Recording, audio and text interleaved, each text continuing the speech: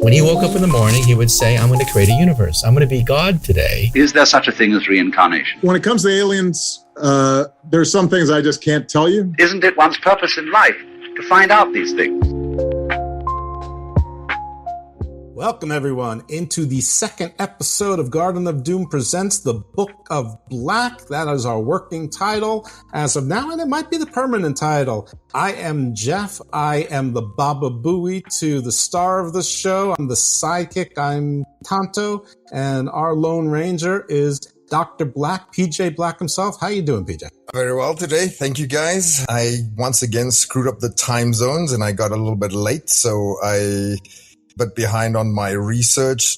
Super Panda brought us in with an amazing topic this week. I'm going to let him do most of the talking. I'm not as well versed as him on this, but this is my good friend, Super Panda. He is a wealth of knowledge. Under that mask, he is an incredibly talented guy that you've probably seen in movies and is super famous, but nothing compares to his super strength in the ring. Pan, well, how are you feeling today? Thanks for doing this, man. No worries, brother. Super famous is a huge lie. I'm known like at dinner time at my house. That's about it.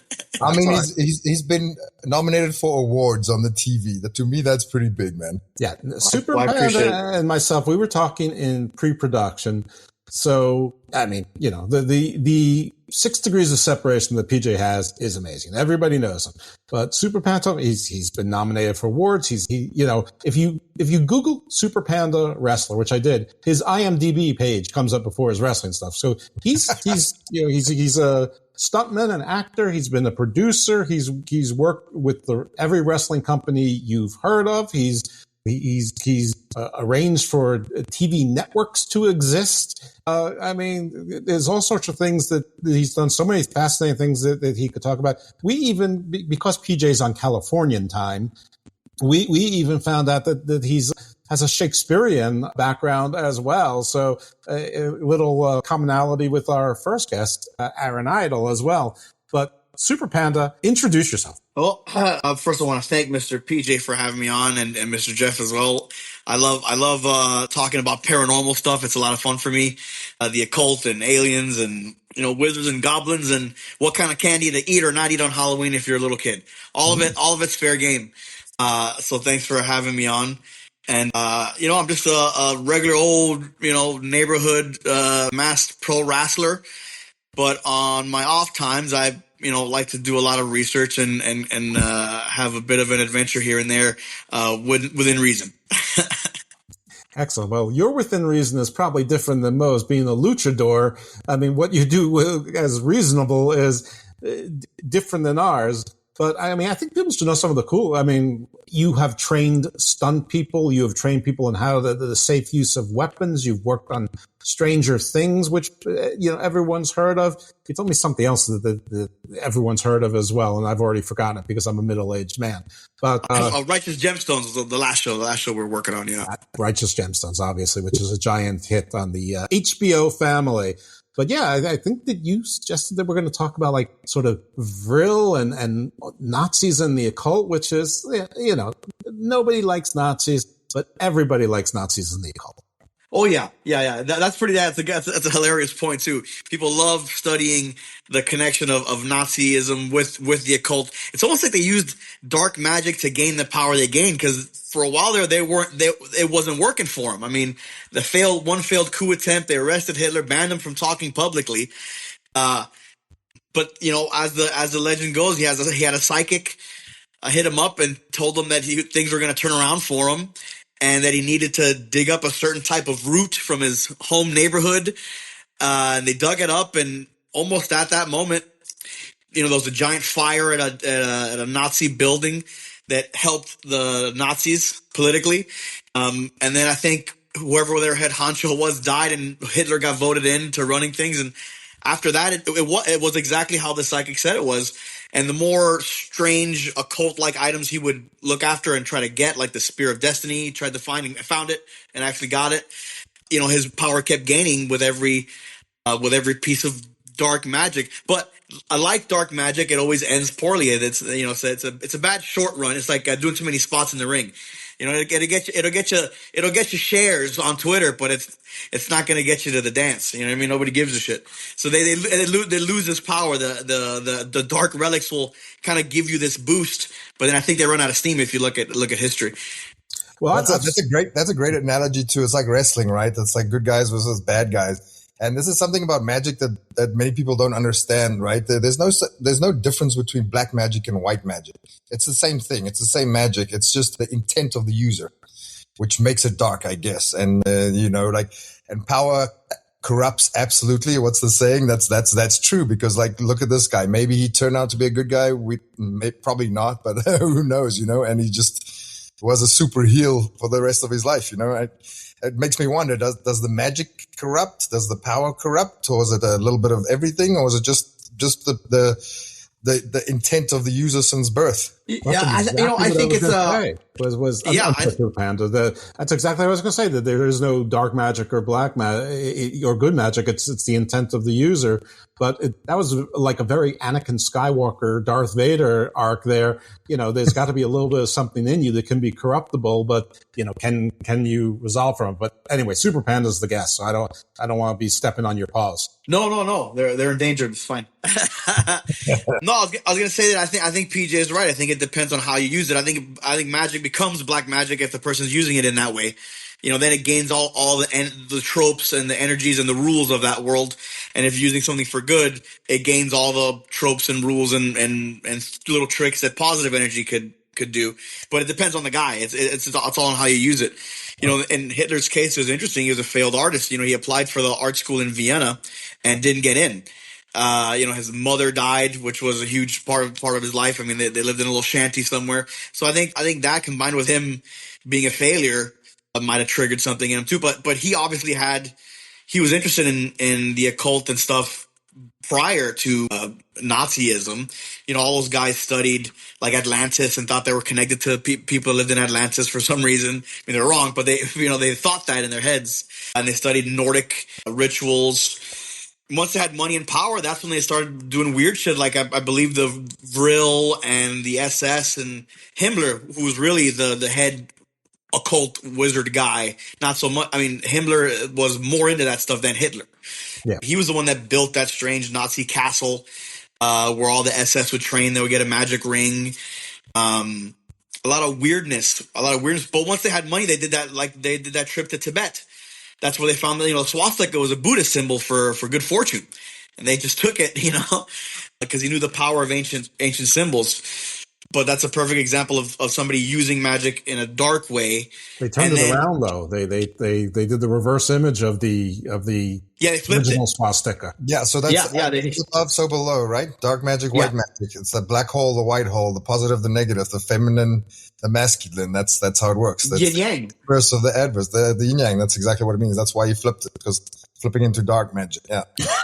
Yep. Yeah, exactly. The 4 cardinal points and the wind, and changed it all around. Yep, and the zodiac too. It's the 4 points of our existence, or coordinates, or whatever you want to call it. They were obsessed with all that stuff. They were obsessed with all of it, man. They found an ancient castle that already had a dark energy to it. They would murder witches there. They'd kill, oh, you're a witch, and they'd hang you and so hit you with rocks or whatever they did then. And they found this castle and built it out into a crazy, dark, evil castle. Himmler loved specifically the medieval genre of the occult. That's where he got the Rings of Power or whatever, which I think other people were inspired by in terms of Rings of Power. Yeah. And then he had Jews work as slaves building out that castle that a bunch died in the building of it. So you had this building that has dark energy from the beginning. Well, if you want to find the King Solomon's Ring of Power, which is probably the Ring of Power that he was looking for, you may have some of his kinsmen there to maybe sniff it out. Yeah. What do you know about the bell? What about the bell? That probably a UFO. The bell was probably a UFO, which is interesting because I got some new stuff came in on that, because one of the old conspiracies on the Nazi UFO shaped like a bell, which you can see the UFO shape on there. To this day, that we see some bell. There's bell shape, tic tac shape, and then we see the classic saucer shape or whatever. And then now Pentagon's getting these weird like cubes that are transparent cube that's in a circle, which who knows? It's hard to tell what's secret government plane and what's actual extraterrestrial because the technologies are mixing. But getting back to the Nazi thing, the rumor was a UFO crashed in Italy somewhere like before World War II or some shit. He hit up the Nazis to ask if they knew what it was because they had all the best scientists, Operation Paperclip. They took all the engineers from the Nazis and stuff. And they took a look at it and they brought it to Germany and started to try to retro engineer the technology, which is where the bell came from. But they weren't 100% on the technology. It was so advanced to them that they were still trying to attach it with magic and stuff at the same time, which was a weird mix, man. It's a weird of like advanced technology mixing with black magic was such a strange thing to me because it's either one or the other, but really fascinating.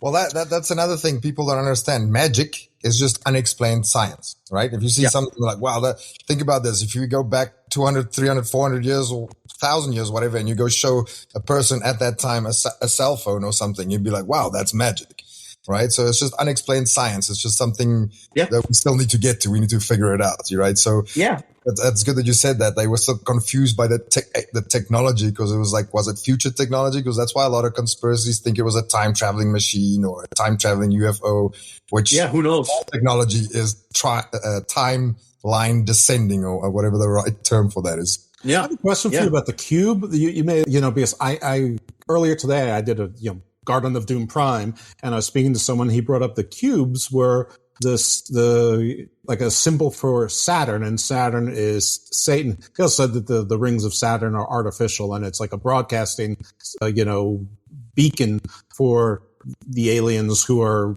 monitoring Earth because we're on a trade route. And forgetting about all of that, though, that is awesome or terrible, whichever way you want to look at it.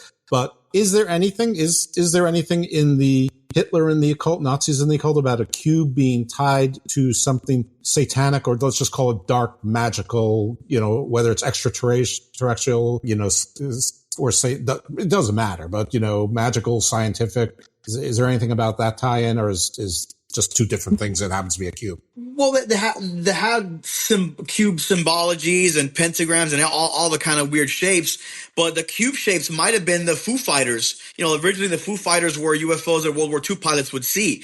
That Churchill talked about the Foo Fighters in his documents that were recently leaked. Actually, Churchill said, "I'm not going to bring this up right now. We're about to lose, the country to Nazis. I'm not going to hit them over the head with weird flying," but they would see it and write it down, and all those reports leaked. And they were some were saying cube-like. It was hard to tell because it was just so much light. It was either a ball of light or a cube of light.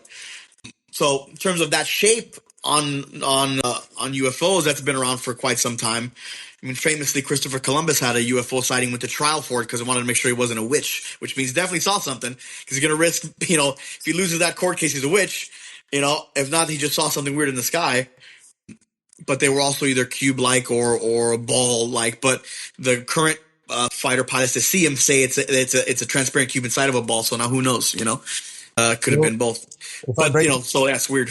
If I break this down into quantum physics, UFO can be any of the shapes, right? It can be one of the 5 platonic solids. It just depends. Like the ones that we see come out of water usually or go up the waterfalls, is it icosahedron? They're usually that shape because that's the shape of water, right? And then cube squaring the circle, and then the cube and the triangle and the pentagram. Those are all different technologies that do similar things. He's so smart. Yep. Yeah, that's quantum physics. That's how I got to the occult, and that's how I got into all these other things. It's my way of coming to these things. It's like from. It sounds like it's the hard way around, but it may be difficult. But most people think quantum physics is supposed to take you in a different direction, and it didn't. But it's really amazing. Quantum physicists that I know, it brought them to God in a weird way. I mean, a different understanding to the word God, but every single one of them it brought to God. There's definitely an architect to this matrix. Yeah, no, and getting back to what PJ said earlier, him going through science, it is science, just undiscovered science. I mean, everyone accepts things like The Secret, which is just thinking positively, and that energy connects you to something, and you visualize something and it comes to you. I mean, is that not magic? That is exactly what magic is, right? But then you can do certain things to attract that quicker, right? By lighting the candle or drawing the star or pentagram or whatever, or squaring the circle. Those are just different ways of manipulating energies. That's what magic also is. It's manipulating those energies, right? So when you manifest or you think about that thing, you're trying to bring that timeline closer to you. So I'm terrible at explaining that. I know how these things work in my head. I just don't know how to put it into words. No, I think there should be some studies, and there should be a point where one could connect certain magics with science and finally just call it what it is, which is just weird types of science, like how radio waves work or whatever. The mind has power and belief has power.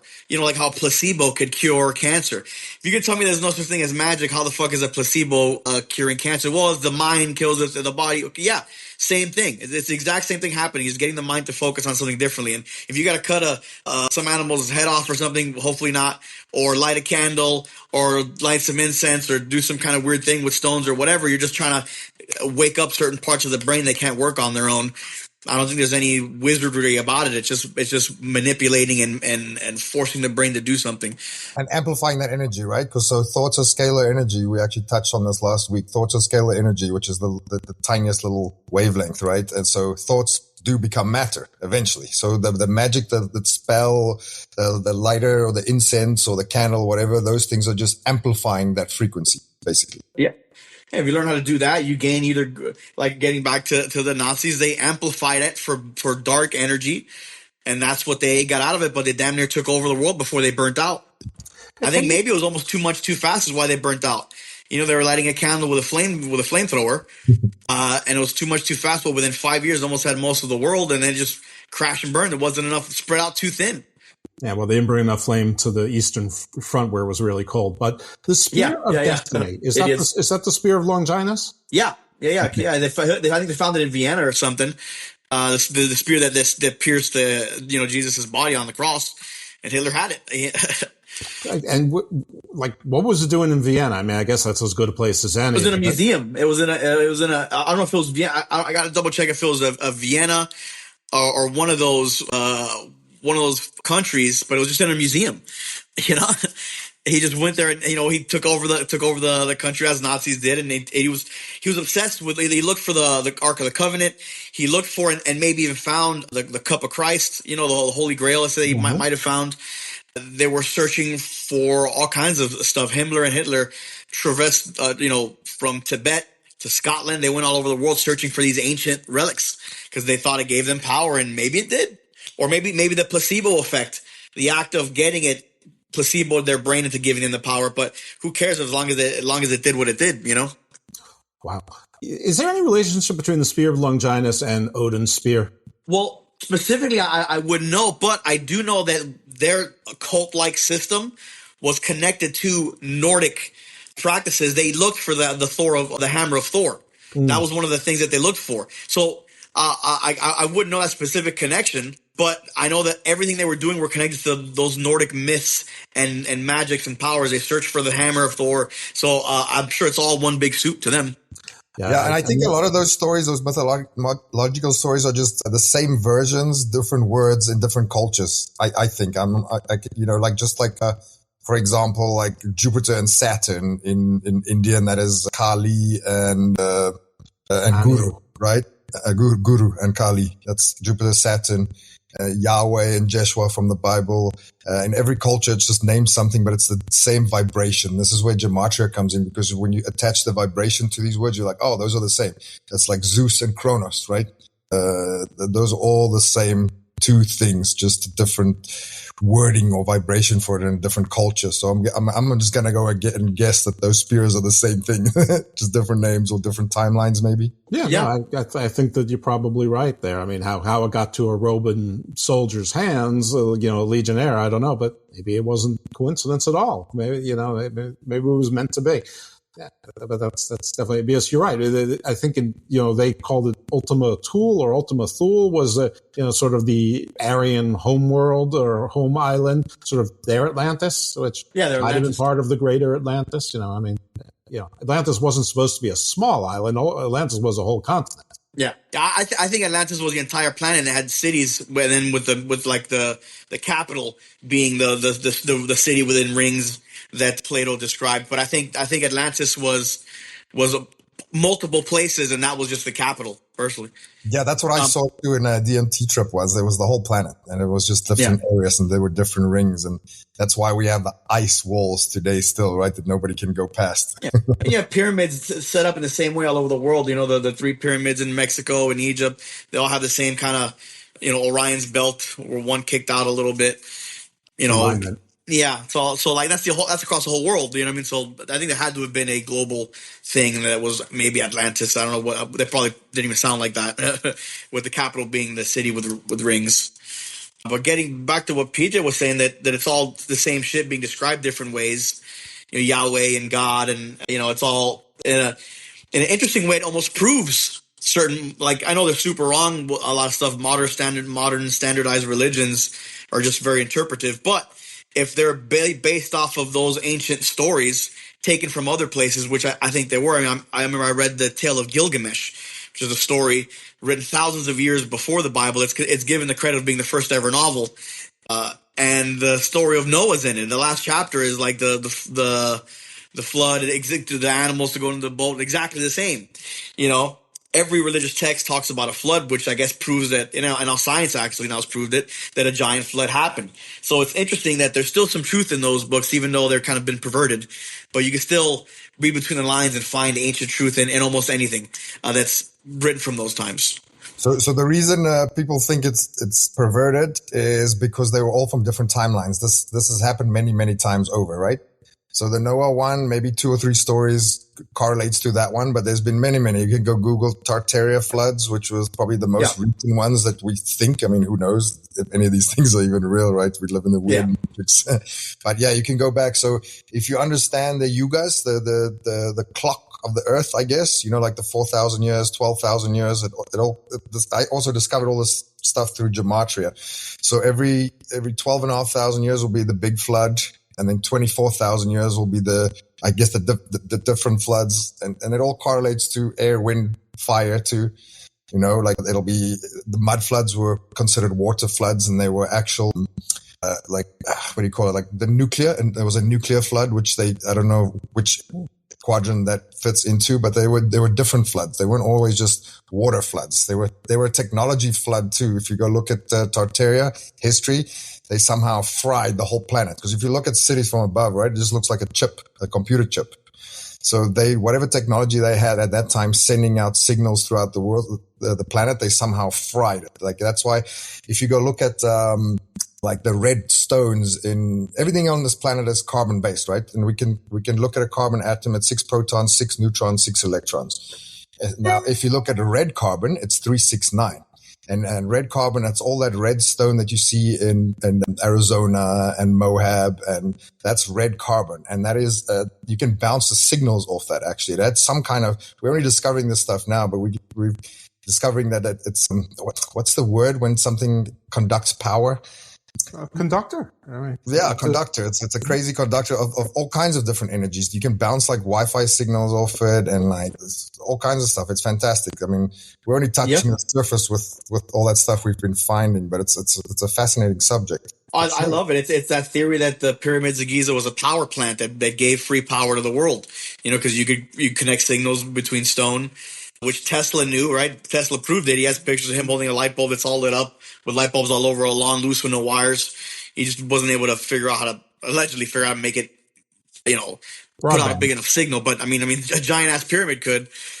I think there's a lot of evidence to ancient power having that type of an electrical current you could project like a radio signal, wireless energy. Yeah, that's what red carbon does. Wireless energy. That's exactly. Sorry, that was a term I was looking for. Yeah. So I could see somebody fucking it up and frying the world by mistake. You hit the wrong signal. Yeah. Well, I mean, in Egypt, there is no flood myth. They have Setnach who burned everything, by fire. So, I mean, you have a fire myth basically sort of contemporary with some of the flood myths, probably closer to the Epic of Gilgamesh than the Noah story that came much later. But yeah, I mean, there's a evaporation or eradication by fire right there. Yeah. And I know in India they still believe that there was a war of the five brothers. Oh yeah, that happened. And then they say, I've talked to them. We think we believe that is our history. That is not mythology. That is history. And, then apparently there's like an area which is, there's still radioactivity that seems nuclear weapon based. Yeah, there's evidence of petrification, which is where when rocks turn to glass, happens with nuclear blast or meteor or whatever, but that combined with the radio emissions might prove to some sort of nuclear energy weapon. I think they went to war, whatever ancient civilization or people, went to war with each other and zapped each other with fucking laser guns and trashed the place. I think that's the biblical story of gods versus devils, where they went to war with each other and destroyed everything, and with their strange angelic weapons. I think they're describing the same shit. I think two factions of ancient peoples that had high advanced technology or alien races. I don't know. There's interdimensional. I don't have the answers, but two factions of people definitely went to war and completely trashed the place. And by that place, I mean Earth. That was just one of the places that were in the crossfire, because this happened galaxy wide, and this is also most people think this is a conspiracy or one of those, was it not? That's what Star Wars is about, right? That's the story about we can dive deep into that one day, but that's the whole 2-hour discussion. Oh yeah, the destruction of Sodom and Gomorrah, sounding like nukes. Or bombs. Because they recently found those cities and they were trashed. We'll see. And there were two other cities. I don't know if you guys follow that, the excavation of cities. Like there's so many, and they refuse to excavate a lot of them, right? Like Göbekli Tepe, they don't want to finish excavating. Göbekli Tepe, they've already started building trees around it, saying it's going to protect the environment, and they refuse to excavate it. And even more, Göbekli Tepe is probably the oldest city that we discovered on Earth, but there's way, way older in Mexico. I don't know if you guys saw that. The guy flew over the jungle with a LiDAR plane, and there was hundreds and hundreds of cities under there. And it'll take us a lifetime to excavate that. Yeah, into the jungle of Guatemala and all that they found out. But also, someone just sent me a link, and I don't know how recent it is, but I feel like it's very recent. Otherwise, I think it would have made its way to me earlier. They found under India these tunnels that were the stone masonry, the work of it was perfectly done, and it's the rock, it's a solid rock, but it's smoothed almost like glass. And all of these engineers said, scale of 1 to 10, what's the difficulty level now with today's technology? They were 10 out of 10, 12 out of 10. It's impossible. And, these are thousands upon thousands of years, maybe tens of thousands of years old. Who knows? But if neither of you are familiar with that's fine, because I just saw it yesterday. But it's something to look for. But if you are familiar with it, feel free to chime in. I've seen some of the stuff on that, and it goes so much deeper than that too, like the stone technologies, right? The way the stone kind of balances on the other one, and you can turn it, and a little kid can turn a 10-ton stone, and it looks like it just floats on the other one. And other ones, when wind hits it, or you can blow on it and it'll play like a frequency, kind of same as the pyramids too. There are certain chambers that you can stand in and you can blow wind and it'll make a kind of like a note on a keyboard. And then there's actually a YouTube channel, an Indian guy, and he goes around to all those places, like looking at the nuclear rocks and the sound rocks. Those aren't the right terms. I'm just using it. And then there's so much more to that too. And nobody can figure out. None of the engineers can figure out how they did that. But that makes sense because I think the word is tektites when stone becomes glass from nuclear. But this is purposeful tektitration. I just made that word up. But this is manifested purposeful use of nuclear-like energy to do basically excavating or construction, whatever you want to call it. But that sort of fits into there's two Tartarian things. One is the Eastern European, their Atlantis, that they are the super civilization, and there's the Tartarian that it's more recent, that is a mud flood. And they're not the same, which makes it confusing. But the more recent one is that a lot of things were purposefully buried over. And in fact, the tepes were purposely, or at least, the archaeologists are telling us that it was purposely, they would dug in and buried over to protect them from something, which could be they buried that. Could be nuclear, exchange, or I don't know. I mean, but why do you go through those Herculean construction efforts and make those elaborate centers? And they are centers. They're multiple. They're we've only scratched the surface, as PJ alluded to. And just to bury them for I mean, you're protecting it. Like we make these time capsules, like we have those seed vaults, you're protecting it for a reason. Yeah. I mean, you look at some of those stones, like diorite and stuff. We use a 2,000-pound diamond tip drill to cut right now. Everyone's always like, they move them with logs, they floated them in the rivers, but ain't nobody say shit about cutting them, because that's a different argument, motherfucker. Because engineers fly over there with their laser machines, and they go and get on a plane and fly back. You know what I mean? Because and you're never gonna see it. Well, I saw on the Discovery Channel they moved it with logs. No one says shit about shaping diorite, because that's fucked. It's also hundreds of tons. So I think I'm currently trying to work on a paper because I have a fun theory that we're currently in a post-apocalyptic future and don't know it. It just doesn't look like Mad Max. I think there's a giant chapter of history that was completely forgotten, and we're coming back now. And we are in our own little post-apocalyptic future where we still have to burn gas for energy and like idiots, and we still have wires connected to shit like fucking cavemen, but we're trying our best and now starting to climb back up the evolutionary ladder from the caves. I think we nuked each other into oblivion and we're in Flintstones and don't know it. Well, who said Mad Max has to be the vision of the future? I mean, we're not that far from Blade Runner. Yeah, it could be jeans and a t-shirt, and just compared to the technology that we had that's been lost, they would look at us as Mad Max. Someone said that. I don't know if it was like Einstein or one of those people in that era. They said World War II will be fought with computers and World War III with sticks and stones, or maybe it was World War III with computers and World War IV with sticks and stones, or something like that. Yeah, because we're going to blast ourselves into oblivion. Yeah. Well, that's happy. Let's talk about Vril. I mean, first, Super Panda. What is Vril? VRIL. So the Vril Society was a group of psychic women that had long hair all the way to the ground, and they would allegedly speak to aliens or the afterlife. They didn't know. They wanted it to be the aliens or ancient Atlanteans or whatever, but they could have been talking to people in the afterlife or demons, who knows. But it was this group of psychics that would give clues to Hitler and say, don't do this, and told him to search for these ancient relics and stuff. It was Himmler, the SS, and the Vril that were kind of running the occult scene for the Nazis out of that specific castle. Wasn't Eichmann sort of really involved in the occult, or am I mixing up my? Oh no, yeah. All those top guys were all doing some form or shape of magic, dark magic, light magic, whatever it is. But Hitler famously hired a magician, a stage magician, to just work on hand poses and he was into anything that would give him the edge. He would do. That was Hitler's kind of point. Himmler was a true believer of the occult. He had a special rule that if any of those SS soldiers died, that those magic rings that he made had to be sent back to the castle to feed that energy back into the castle or whatever. And as they started losing the war, all those rings started getting sent back, and he had quite the collection. So he had a chest full of these gold rings worn by SS Nazis with their names engraved in it, and he buried it somewhere in a mountain in Germany, and no one knows where it is to this day. So he was the true believer in the magic, whereas Hitler just wanted to win and wanted the edge. He believed, but it wasn't his whole forte. It's like if a UFO technology is going to do it, he was working on the Wonder Bell or whatever. If it was magic, dark magic, he's going to go find the spear and the cauldron and do all the stuff. They were doing drugs, taking testosterone.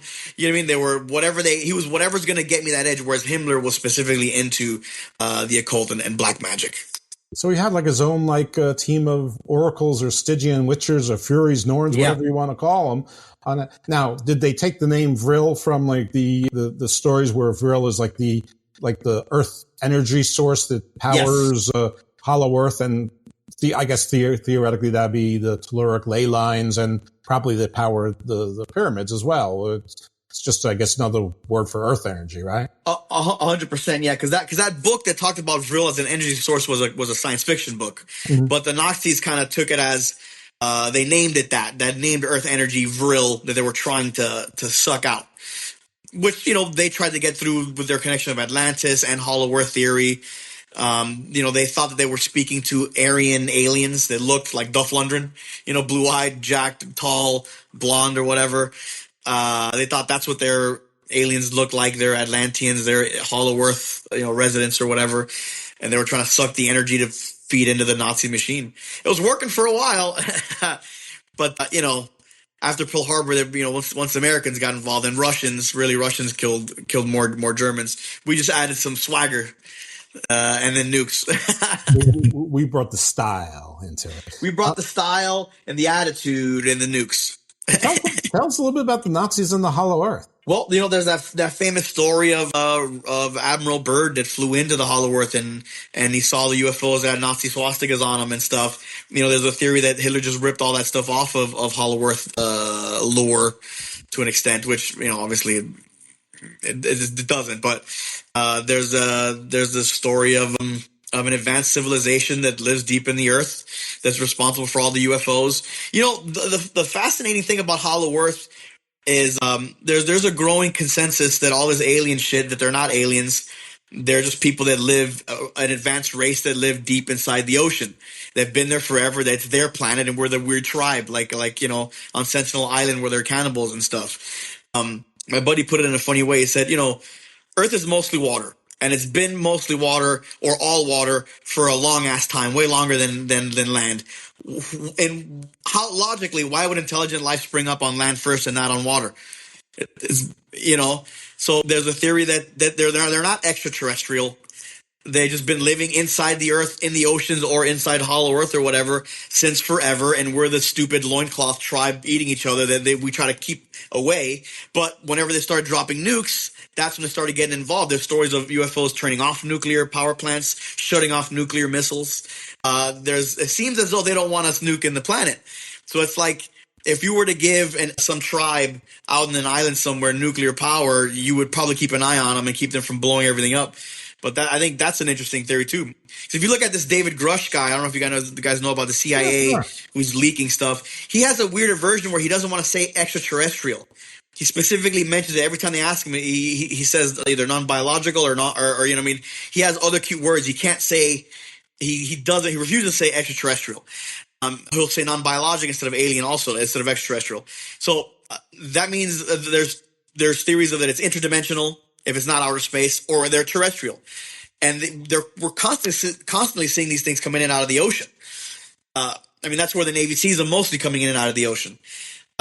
So I don't know. If you look at Atlantis being swallowed up by the ocean and these Hollow Earth stories, these could very well be their planet. They're the Earthlings, and we're chucking arrows and fucking axes. Well, Dr. My theory on that is that those people are us just from a different timeline. Like, we built the pyramids, but just in the future, right? And that's very hard to comprehend because we've been taught that time is linear. It's not. It'll either be an arc, which eventually is a circle, and it'll just keep going, right? Because there's no beginning and no end to time. It just keeps going. So I think these things are just different timeline of us, of humans. Also, coming back down to the Hollow Earth thing, the Earth is a magnet. We know that, right? A torus. Like when you cut a apple in half, you see that torus shape, a magnet, an atom, everything has that same energy field, right? So the North Pole and the South Pole, those will be the two main portals that you can go through. If you understand the wormhole technology, it's when you bring the black hole and the white hole together is when you can time travel. And I'm terrible at explaining that, but I know the equation for it. And you can even go on Google Maps and you can go look at that giant hole in the North and South Pole, and you can actually see that same structure on Saturn too. I'm sure you guys have seen the hexagon on Saturn, right? You can just Google that, but you can also on Google zoom into the one of the planet, and that's where the big hole is, and that's where General Byrd flew in and saw the other race. It's donut shaped. Yeah, exactly. It's the torus, right? And everything has it. If you can go down to an atom, it has that torus. And even if you break down an atom, proton, electron, neutron, if you even look into those, they're also that same torus. And then even smaller than that. So an atom is 99.9999% empty space, right? So that's 0.00001 space. We can actually look into that now, and those are Plancks. And if you look at what a Planck looks like under a super telescope, you remember those little balls, and you put your hand on, and the electricity kind of like finds your fingers? That's what the Plancks look like. So that's all just energy. So basically, everything here around you is just energy. There's no such thing as matter. There's no such thing as anything solid, which just blows my mind saying that out loud. Well, I'm gonna do a little wormhole that's a little bit easier to remember, and it is, PJ, our first conversation, you talked about really the myth of the Dogon people and the myth of the Zulus, which both sort of involve sort of like dolphin people who came from, they said from Sirius C, or one of the tribes did, but both were sort of like dolphin people who sort of taught them what the myth of Atlantis. They taught them all of everything that's useful to live, and how to live in a civilization. And the interesting thing is, it's either the Babylonians or the Sumerians. They had a god that looked a lot the same, called Dagon, which is maybe a weird coincidence, maybe not. All of the oldest images of Zeus, Poseidon, and Hades were all of mermen. Later on, they got legs, but it sort of all goes back to what Super Panda was saying. Maybe the ancient ones are just a civilization. Maybe Graham Hancock's right. Maybe he's just looking in the wrong places. He thinks it's in the forests and whatnot. Maybe they were, underwater, or maybe both. Maybe some of those interesting suits that we see, where that's the suits that they use to live on the land environment. And those were the vessels, and they in fact did build, help with the pyramids and all of that. But they were basically, some form of mer people. Which, on a side note, it always cracks me up when people get pissed off about, the color of the skin of like the Little Mermaid or whatever. We know what aquatic mammals look like. I mean, they look like dolphins and whales. They're not going to be blue of our skin color. You're right. They could be like blue or gray. They're not going, or in the Arctic they'll be white. They're not going to be, but like white, not like like my color. Builder. Yeah, like squid white. Yeah, exactly. So, I mean, you want reality. I mean, at least the Black Panther 2, they made most of the people blue. At least that they tried. Yeah. No, I mean, multiple things could be happening. There's no reason why multiple things could be happening. It makes more sense that there also are extraterrestrials. I mean, there's problems with deep space travel, like the Van Allen belts and stuff. That radiation will get you if you're not ready for it. Gravity. Yeah, I mean, there's a lot of problems with space travel. Our bodies require gravity. Yeah. I can tell you guys this for certainty. People are gonna laugh at me, and they still laugh at me. You don't travel to other planets with a rocket. You just don't. You go through portals, and these portals are plasma. It's water. That's why where a lot of these conspiracies come from, the globe Earth and the flat Earth. It's none of those things, right? You guys ever had a swimming pool in the summer, right? Remember those old chlorine things that used to float on the pool? Look at the shadow of that thing. Go look at it next time you see it, right? And then buy yourself the cheapest telescope of Amazon and zoom into any planet or star you want. And that is the exact same frequency and shape or whatever you see. So this is where a lot of the things come from too, right? A lot of people say the waters above, because it comes from the Bible, or the firmament, like predicting shows like The Simpsons. they talk about this stuff all the time, and you can go pull those verses out of the Bible. There's definitely the waters above. I read a book recently. It was just a story, but it was an interesting thought experiment. This lady claims that she's from beyond the ice walls, and she explains how the Anunnaki was going to every single planet and like taking hold of the races. They travel there by boat, which kind of like makes sense. And she somehow came on the boat when they crossed the ice walls into our planet, for lack of a better term. And I know that sounds crazy, and it's just a storybook, but it made me think. I was like, the waters above, the firmament, like understanding quantum physics, you don't travel to another planet by rocket. The vacuum of space, there's no way for anything to propel forward. You guys can do this experiment at home. Like when there's a vacuum, there's no direction. You can't propel anything to any direction. It'll just be sporadic, right? And that's how the portal energy works too. So we travel to these other planets and places by portals, and I believe the chakras of the planet, those are the portals. Remember the Bermuda Triangle where things used to go missing? That's one of the chakras. All underwater. all water. It's all plasma because the whole universe is plasma. That pisses me off when scientists go like, "Oh, there's no water on Mars." I'm like, "Motherfucker, you're looking in the third Water dimension." everywhere. Well, you know what every religion has in water? Yep. Serpents, dragons. Yeah. Oh, Yeah. There'll be Loch dragons. Ness. yeah.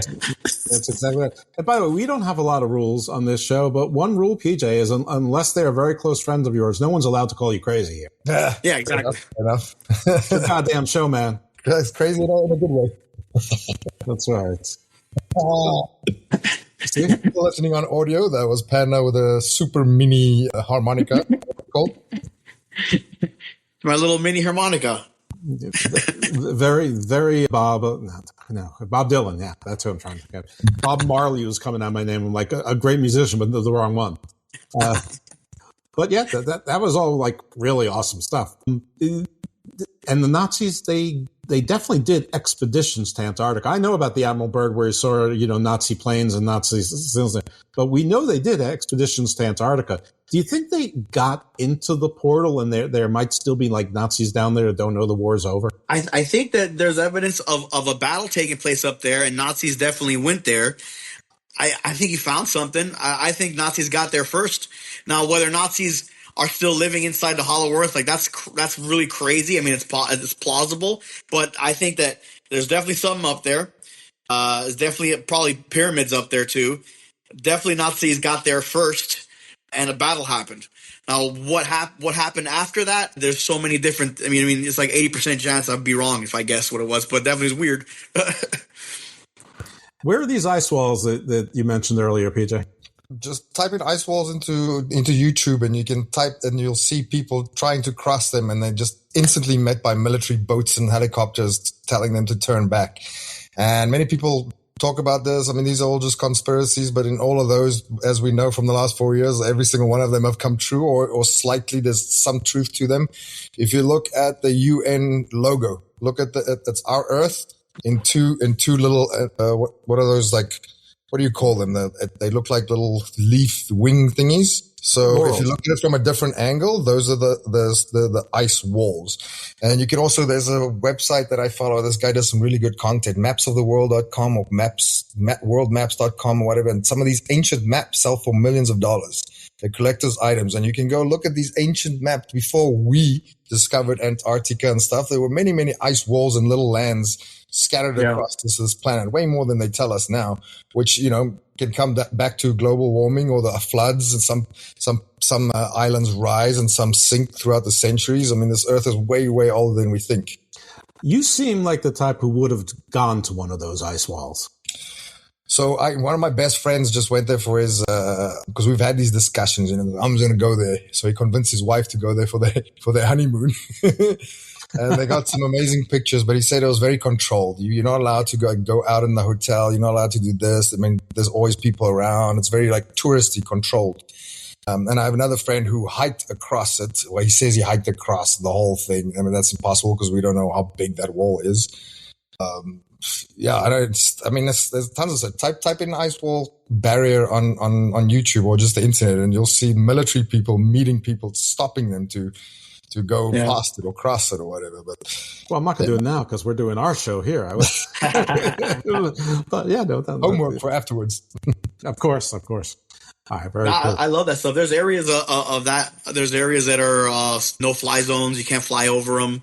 Mm-hmm. There's clearly operation what hyper jump or I don't know, but there's shit there that governments don't want us to go and see.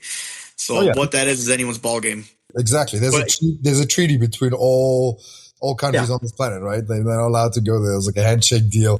And Putin was recently trying to break that and get some technology from there, whatever. And that's what's going to cause a new world war, people think, or whatever. But you can also zoom in on Google Maps, and you can see there's a bunch of ice pyramids there, and I have names.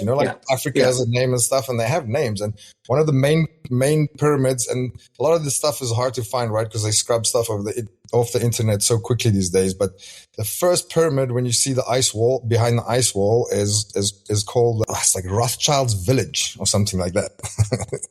So maybe it's a lab. I mean, that's another rabbit hole we can possibly go down so to. Who the knows? ice balls, there's a lab behind. It's not like it's a flat Earth or a box. So there's a lab behind. So we're not disputing that the Earth is a globe. We're just saying that there's places you can't get to because there's a wall, and I guess maybe it's a giant square, a giant rectangle, or what have you. But there's a self-contained land that is being occupied by someone. Yeah, possibly Nazis. I mean, if they ran in there, and it could be ran by Nazis, or people that look like Nazis. Because if Hitler was just copying, because it seems like he wanted to like breed out any like dark skinned people. He wanted to like have it bred to have a white blonde. He was trying to find an image of something that he saw, and that maybe he's trying to copy. That image, by the way, is exactly what General Byrd described the beings that he met under there, and that's the exact thing there is. Like, there's too many connections between these stories that makes you think, like, oh man, that's almost impossible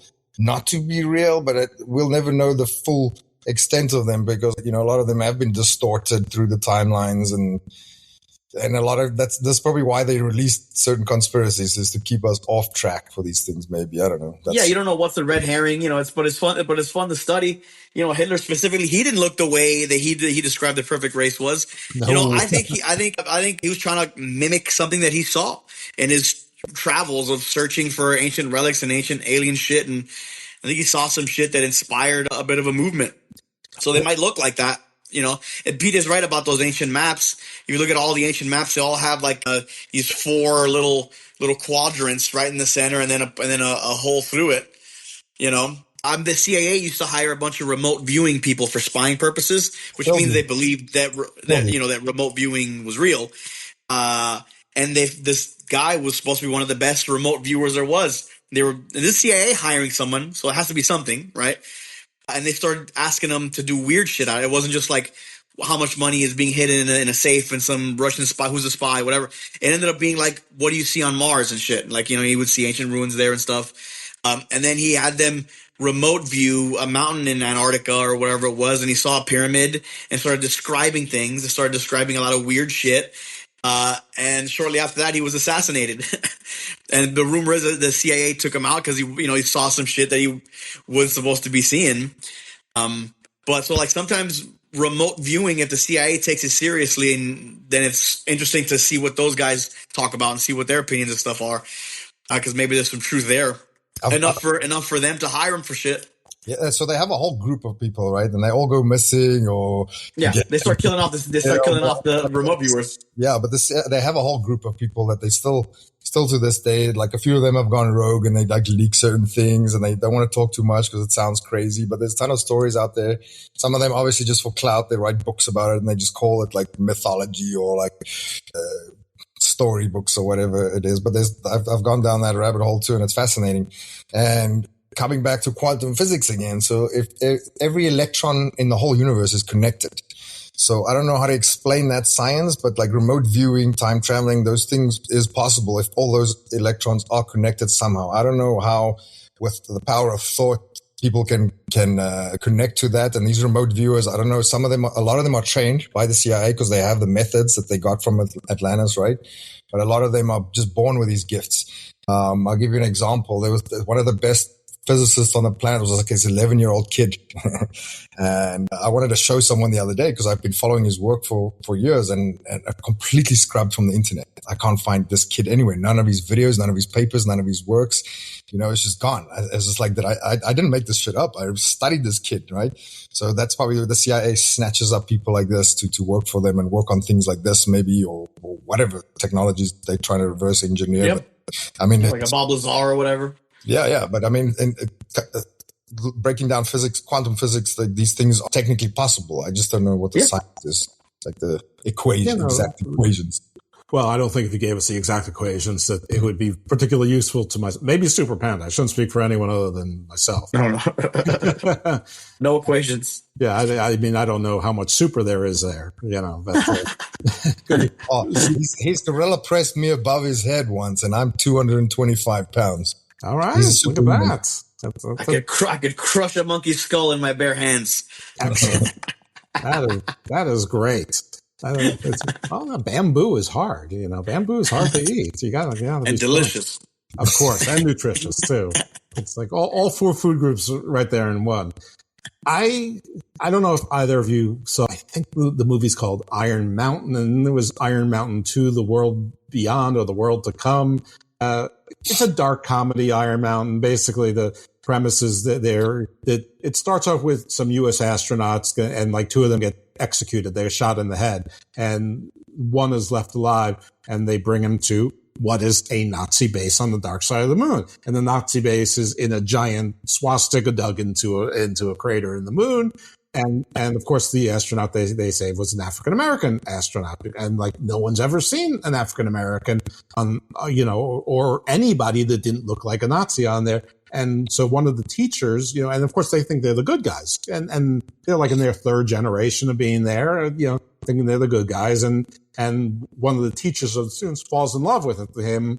And, then wacky hijinks ensue, and there's they want to invade the Earth. But then the sequel, which is not really a sequel, but it goes totally into Vril and the Hollow Earth. And it's like they skipped a few chapters to get there. But I'm not saying these are great films. I'm just saying that they're people who have interests like we do. They're probably worth seeing. They're not the worst thing in the world to watch. They're a little bit funny, but they do touch on all of this. And you wonder where they got that information from. Oh yeah, Panda, I definitely. Panda can probably talk on that because his alter ego is actually a script writer, and he pulls. That's why he does so much research, because he pulls from a lot of these things. Yeah, that's the trick. You just research a bunch of shit so that whenever you want to write something, you pull out of your ass, you have enough knowledge in there to put some real shit in there. Famously that the Indiana Jones and the Crystal Skulls had real Crystal Skulls information in there because people just pull from wherever they can, So those 13 crystal skulls were hid across the planet by Atlantean prophets. We have found all of them. They exist on the planet, and they do meditations and journeys and rituals with them all over the planet. I have a little crystal that was blessed by one of them, and this thing has incredible power. I'm not going to go into that, but like same as the scrolls, right? There's the 12 crystal skulls and the 13 scrolls that we found around the planet. But again, yeah, that's another topic for another day.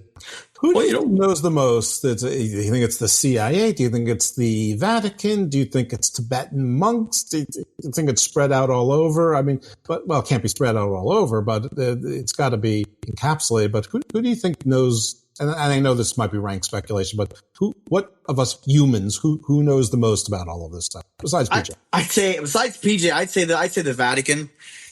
The Vatican is essentially Rome. They inherited everything from Rome. They got everything. I'd say they have UFO technology from crash sites that predates the Roswell crash. I mean, ultimately, I do think there is a deep state or a secret organization that does know everything, but that I could guess probably Vatican. Yeah, and the Vatican Library too is like, I think the square footage of it is like a whole city, right? And scholars are allowed to go in there for research, but it's incredibly hard. You have to have a certain PhD or multiple PhDs to go research a section. And say you finally get there, which the process takes years and years. The guard will take you into this library and take you to your section. And say you take the book for whatever the research was, and it's the wrong one, you have to redo that whole process again. So it can take years and years and years, and you're not allowed to walk around this library. You're only allowed to go to that specific section.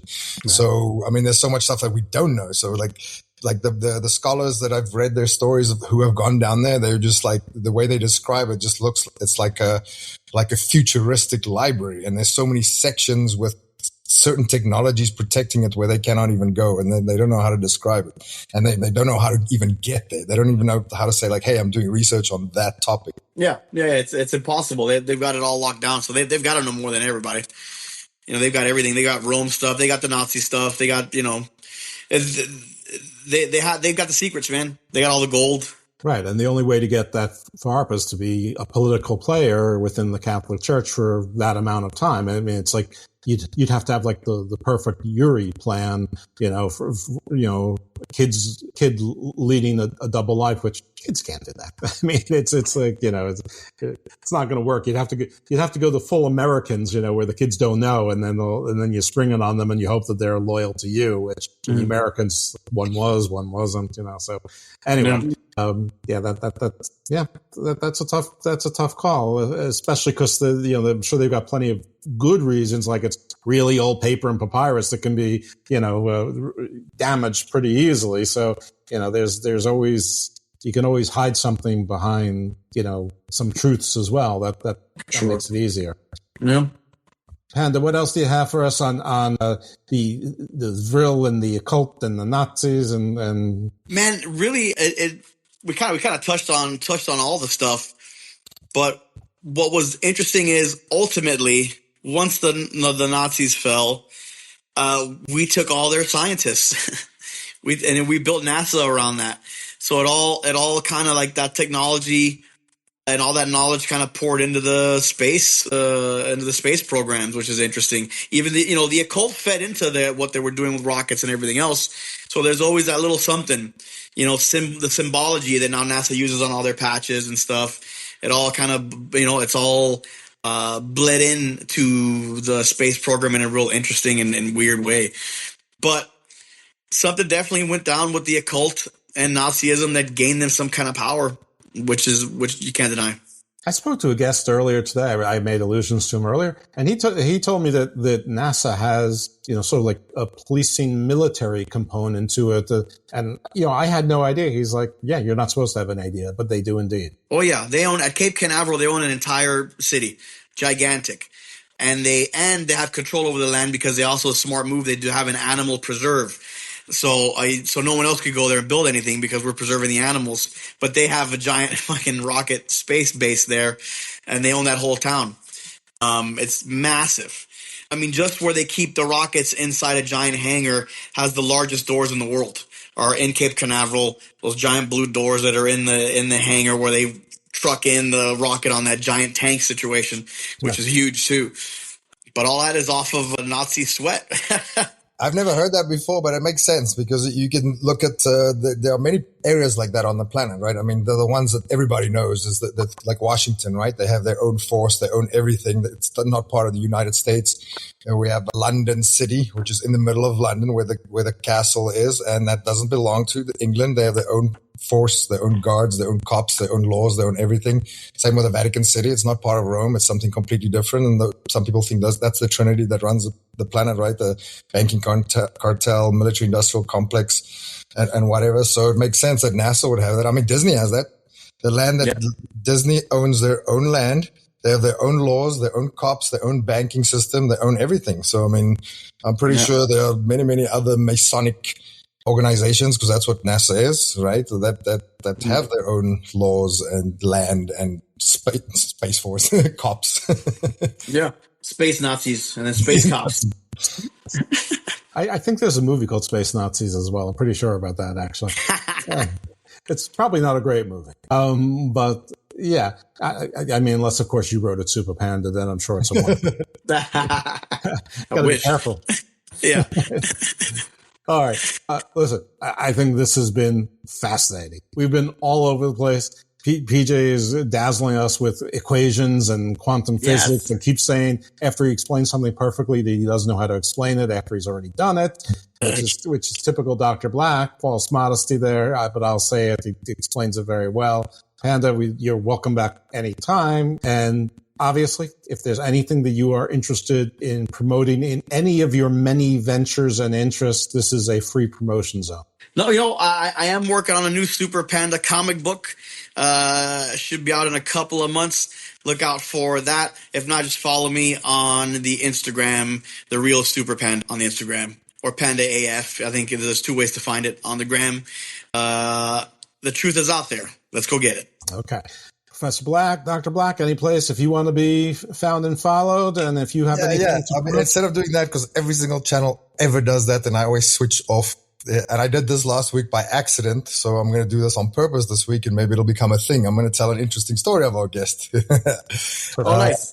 It's actually not not the funniest story, and it's very simple and quick, but fun fact, Super Panda, John Morrison, and one of the most famous stunt guys in Los Angeles, we did the motion capture for the WWE video game when they released it on the cell phone. Oh, very cool.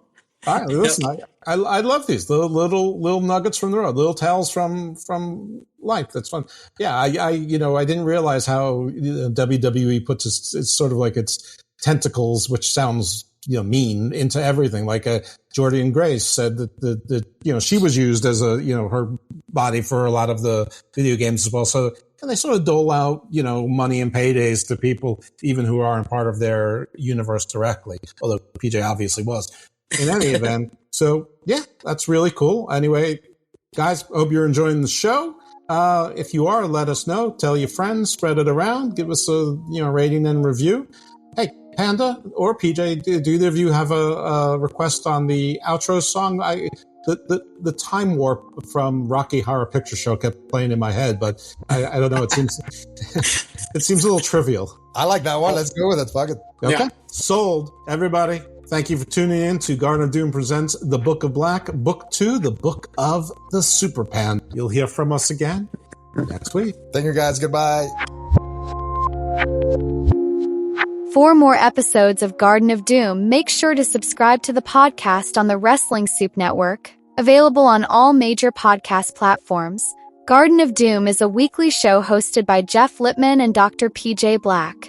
Follow Jeff Lippman on X at Dose Evil and follow Dr. PJ Black at DareWolf333.